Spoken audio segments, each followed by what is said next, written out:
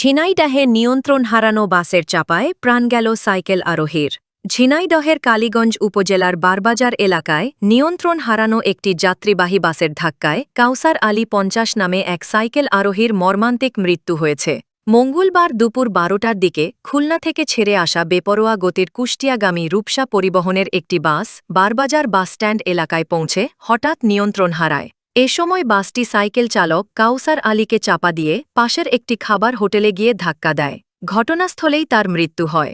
নিহত কাউসার আলী বারবাজার এলাকার হাসিলবাগ গ্রামের মৃত জাফর আলীর ছেলে। প্রত্যক্ষদর্শীরা জানান, দুর্ঘটনার সময় বাসের কয়েকজন যাত্রী সামান্য আহত হন এবং ২ জন গুরুতর আহত হন।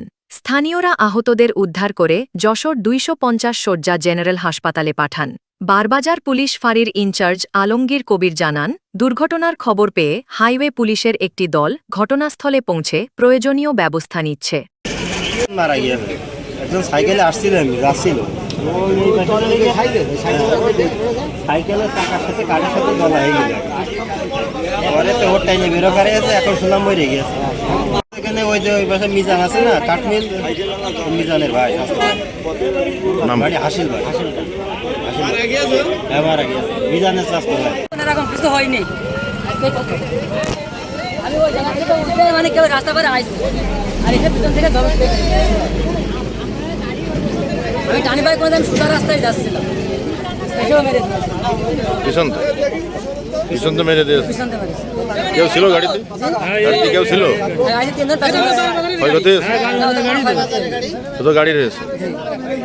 মানে আমি কাজ করছি, মিল চলছিল অলরেডি, দেখি যে লোকজন এই বাসটা সব দৌড় মারছে। এই শুনে আমার লোকজনও দেখি যে আমার কাছে যে দৌড় মারো, ঠিক আছে। এবার আমি যখন ওই পাশে কোনায় লাগলো, দেখি যখন ঘর পড়ে গেল তখন আমি মারেছি দৌড়।